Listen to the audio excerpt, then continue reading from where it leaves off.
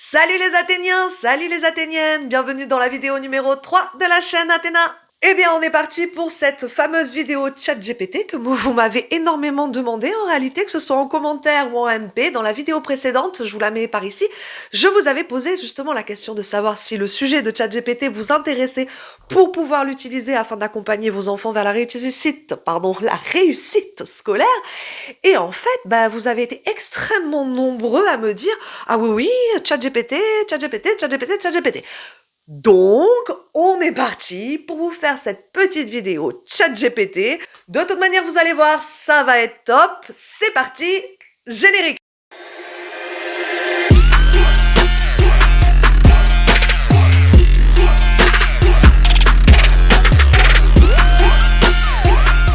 Mais avant, pour tous ceux qui me connaissent pas encore, bonjour, bienvenue, je m'appelle Jessica Lily Escriva, je suis la fondatrice d'Athéna.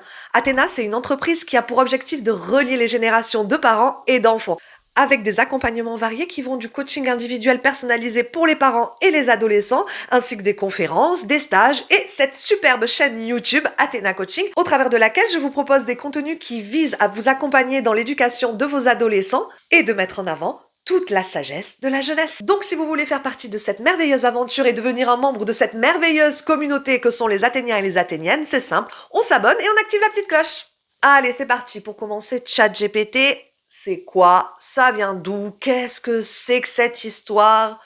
Tout ça. Vous le savez sur cette chaîne maintenant, l'idée c'est de comprendre les tenants et les aboutissants de chaque chose afin de pouvoir les maîtriser. Et ici, c'est vrai que cet outil de ChatGPT, il a un petit peu déboulé comme ça, il y a à peu près 1 an et demi, 2 ans, et finalement a déjà chamboulé une partie du monde dans lequel on vit. Donc il me semble important de comprendre d'où vient et ce qu'est réellement cet outil, afin de pouvoir le maîtriser au mieux, sachant que a priori, il ne risque pas de quitter nos vies de sitôt. Donc ChatGPT, ça a été développé par une entreprise qui s'appelle OpenAI, qui est basée aux États-Unis et qui a été fondée par les deux GOAT, Elon Musk et Sam Altman. Alors Elon Musk, on ne le présente plus, autant adulé que critiqué. Pour moi, c'est un petit peu Iron Man dans la vie réelle, quoi. On a SpaceX, Tesla, et finalement, pour l'équipe des geeks qui me regardent et dont je fais partie, est-ce qu'on pourrait imaginer un Tony Stark sans Jarvis? Je crois pas. Tu es là, Jarvis? À votre service, monsieur. Finalement, ChatGPT, c'est un petit peu le Jarvis que nous avons tous dans notre poche. Et Sam Altman, moins connu du grand public, je vous l'accorde, n'est certainement pas en reste. Même si vous n'êtes pas intéressé du tout sur le monde de la tech, je vous conseille d'ailleurs d'aller regarder un petit peu les petites histoires dans l'entreprise d'OpenAI depuis quelques années qui sont extrêmement croustillantes, même si ce n'est pas le sujet de cette vidéo aujourd'hui. Je vous assure, c'est pas loin de valoir un K-drama. Je vous invite à aller vous renseigner un petit peu là-dessus si vous aimez les histoires un petit peu croustillantes. Mais Sam Altman, par exemple, avant OpenAI, il a été le président pendant quelque temps de Y Combinator, qui est juste l'un des incubateurs de start-up les plus puissants de ce monde. Rien que ça.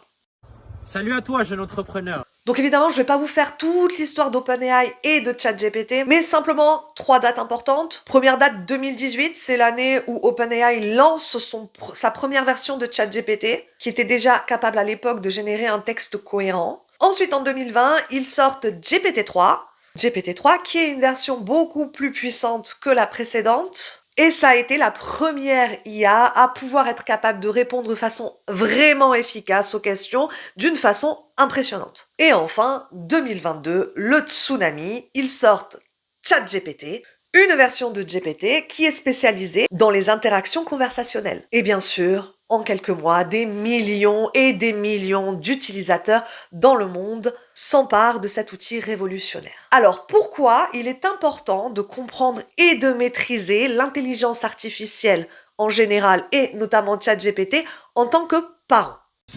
Pourquoi? Il ne faut surtout pas se méprendre. L'intelligence artificielle en règle générale et ChatGPT notamment n'a rien à voir avec une énième trend des réseaux destinée à une niche de geeks ou d'entrepreneurs techno. L'intelligence artificielle a déjà transformé notre quotidien et celui de nos enfants.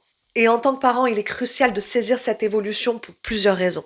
La première, accompagnez votre enfant efficacement. Comprendre l'IA ou tout du moins les bases de son fonctionnement vous permettra de guider votre adolescent dans l'utilisation de ces outils sans danger, en les aidant à en tirer parti pour leurs études tout en évitant les pièges potentiels. Deuxième raison qui va nous pousser à comprendre cet outil, c'est le fait que cela va nous permettre d'anticiper les évolutions dans le monde du travail. Car oui, l'IA est bel et bien déjà en train de redéfinir le monde professionnel. Quelques statistiques. Selon l'agence McKinsey, l'automatisation de l'IA pourrait entraîner à terme près de 300 millions de pertes d'emplois dans le monde. Mais dis-moi pas que c'est pas vrai! D'autant que, aujourd'hui, à l'heure actuelle, lorsque la vidéo sort là, eh bien, selon une autre étude d'IBM cette fois, 50 à 60% des entreprises dans le monde sont déjà en train d'utiliser l'intelligence artificielle. Oh les bâtards! Donc vous comprenez bien qu'aujourd'hui, en tant que parents, la question n'est pas de savoir si nous sommes pour ou contre l'IA. L'IA est là.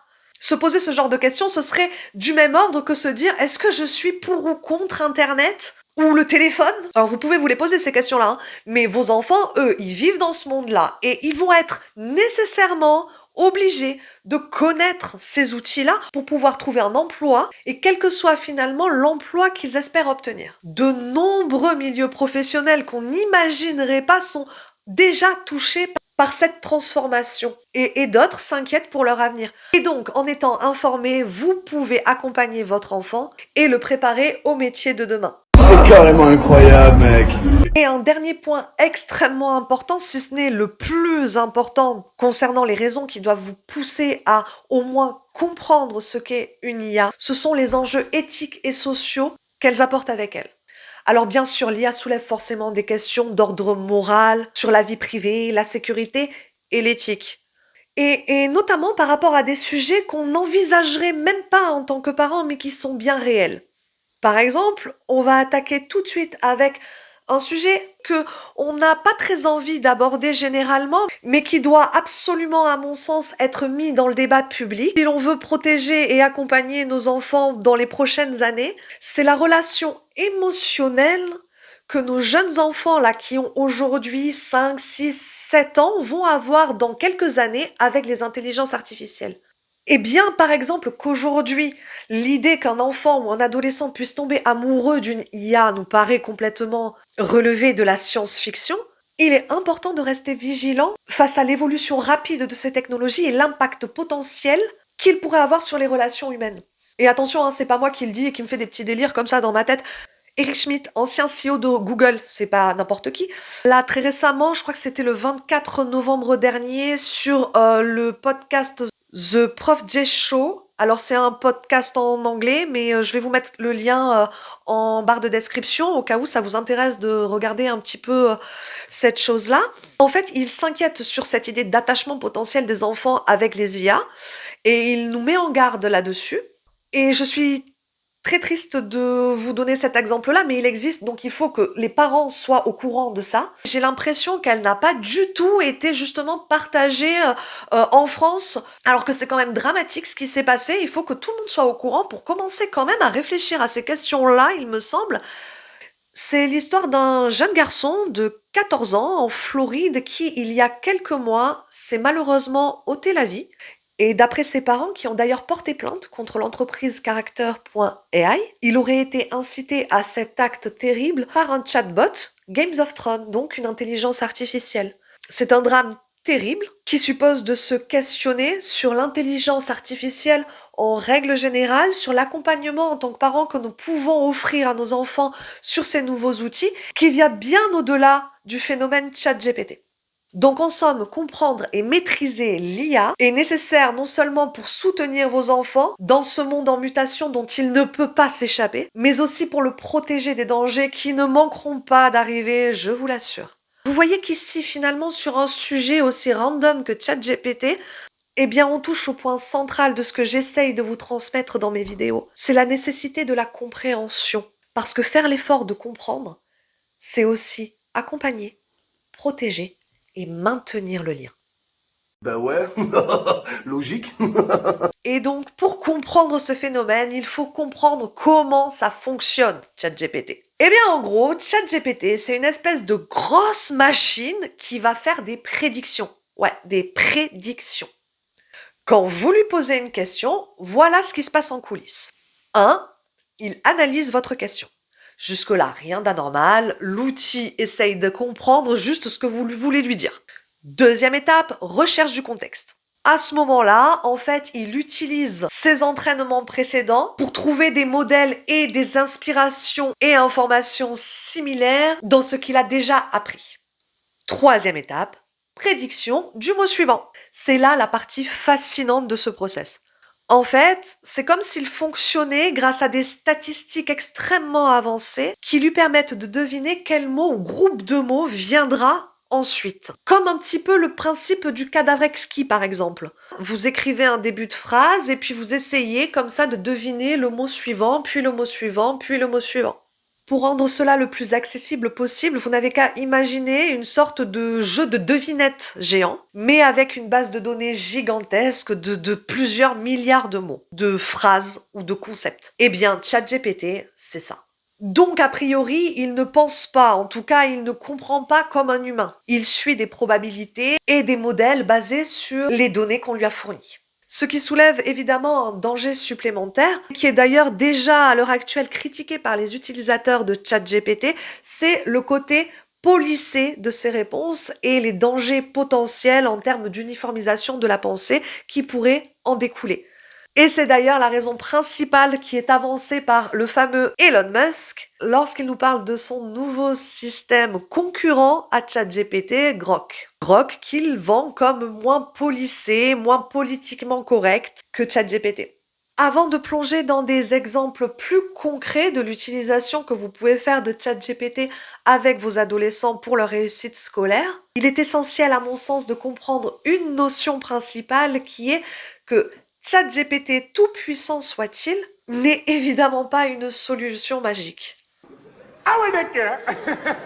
En fait, la qualité de ces réponses dépend énormément de la qualité de nos questions.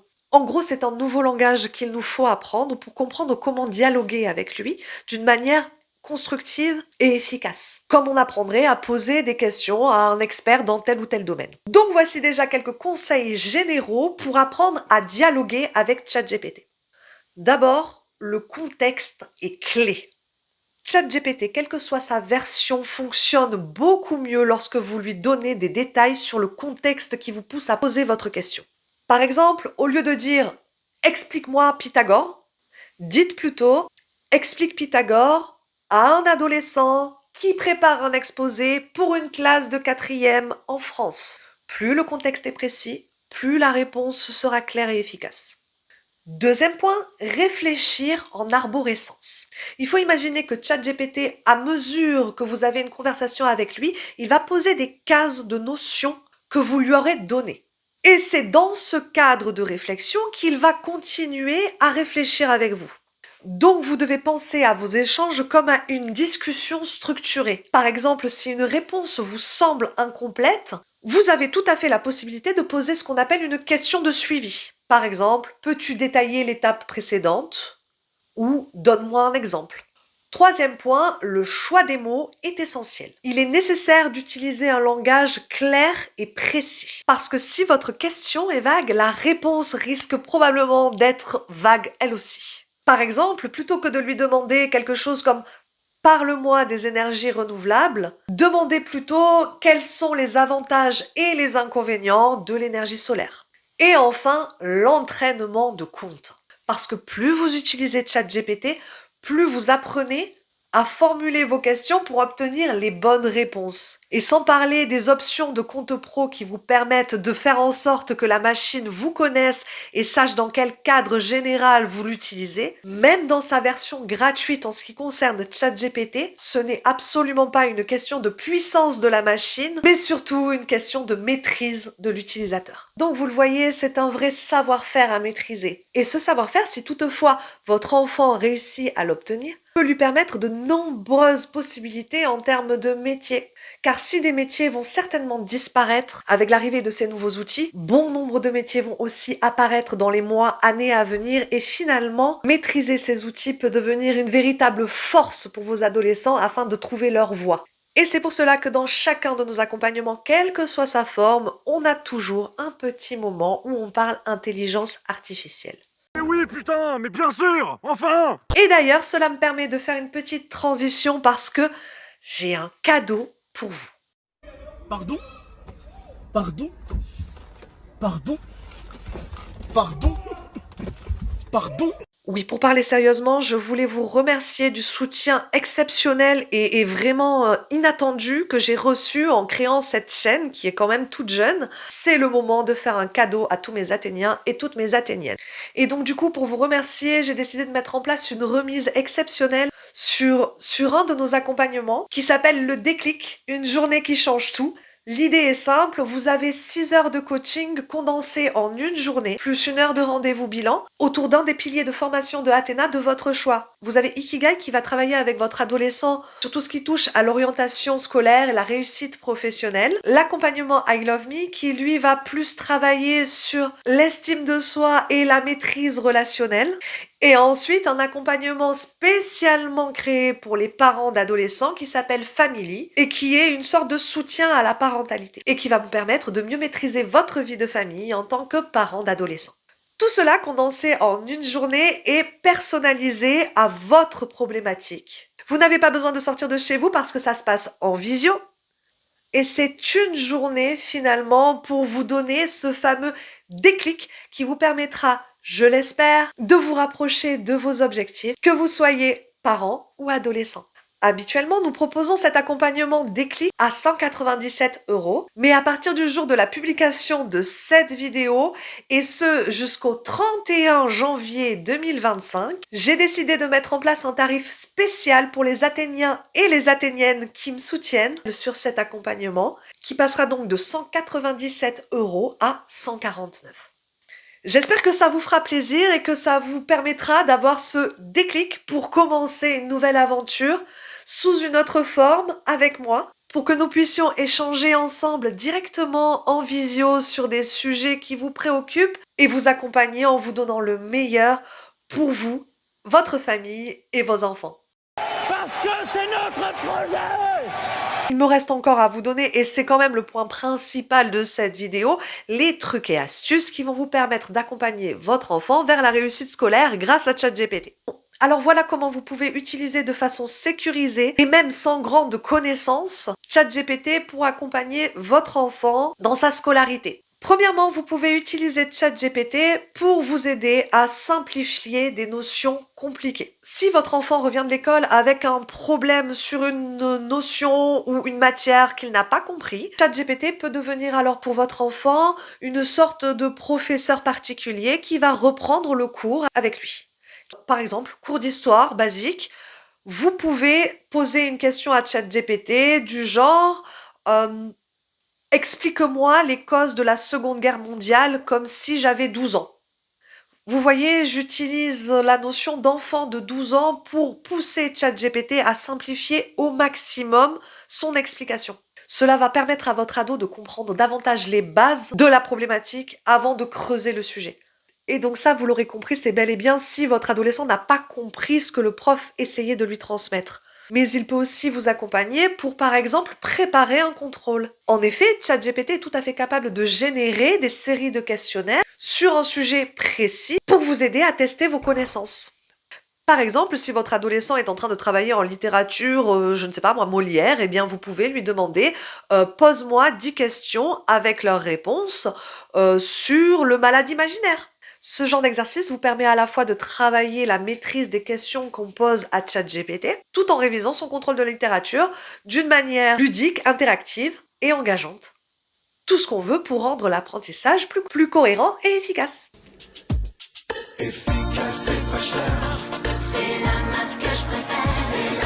Troisième chose que ChatGPT peut vous aider à faire, c'est organiser vos idées dans la préparation d'un devoir. On est d'accord, l'idée est pas de faire son devoir par ChatGPT, hein, c'est nul. Mais par contre, si votre adolescent doit rédiger un exposé, par exemple, ChatGPT peut l'aider à structurer ses idées. Imaginons que votre adolescent a un exposé à faire sur la biodiversité. Eh bien, il peut faire un copier-coller de toutes ses idées. Peux-tu me les organiser en 3 parties ? De même, et je pense que dans le cercle familial, en tout cas, c'est un des principaux avantages à maîtriser ChatGPT, c'est dans l'aide à l'organisation. Si par exemple votre adolescent a un examen d'histoire la semaine prochaine, il peut demander à ChatGPT de lui organiser un planning qui lui permettra d'être le plus efficace possible jusqu'au jour J. Vous pouvez par exemple lui demander Crée-moi un planning de révision sur 10 jours avec 1 heure par jour, le plus efficace possible pour réviser mon contrôle d'histoire. De même, en tant que parent, en maîtrisant un petit peu l'outil, vous allez pouvoir lui demander de vous organiser un planning de vacances. Pourquoi pas un planning de tâches quotidiennes, un calendrier de recettes de cuisine, en fonction de vos habitudes alimentaires. Enfin, pour les parents, même si c'est pas vraiment le sujet de cette vidéo, il est à souligner que c'est un outil extraordinaire pour tout ce qui est organisation de la vie familiale. Ça, il n'y a pas de doute.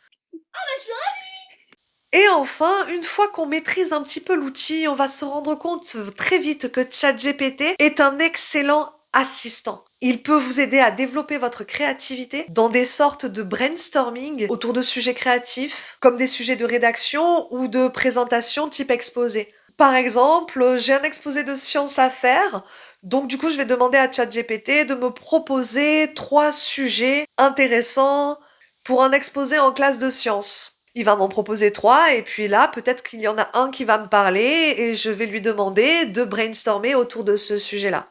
Et là, va s'en suivre une discussion extrêmement intéressante et profonde, hein, faut pas croire, avec la machine. Finalement, on a en face de nous à la fois une secrétaire, un professeur, un directeur artistique et toute une équipe de stagiaires à notre disposition pour nous accompagner et nous soutenir dans chacun de nos projets. Ah ouais, quand même. Voilà, j'espère avoir réussi à vulgariser au maximum ces notions extrêmement complexes que sont l'intelligence artificielle et vous avoir permis de toucher du doigt le potentiel de ces outils. Alors évidemment, cette vidéo s'adressait aux néophytes, mais si vous souhaitez avoir des informations un petit peu plus complexes, des idées de prompt un petit peu plus pointues, eh bien, n'hésitez pas à mettre un petit commentaire et je vous enverrai avec plaisir et bien sûr gratuitement certains de nos outils que nous proposons en formation afin d'accompagner nos clients dans ce nouveau monde qui est en train de se construire sous nos yeux. En attendant, rappelez-vous, soyez grands, soyez beaux, soyez forts, soyez sages, soyez des Athéniens et des Athéniennes. Je vous aime. À très vite!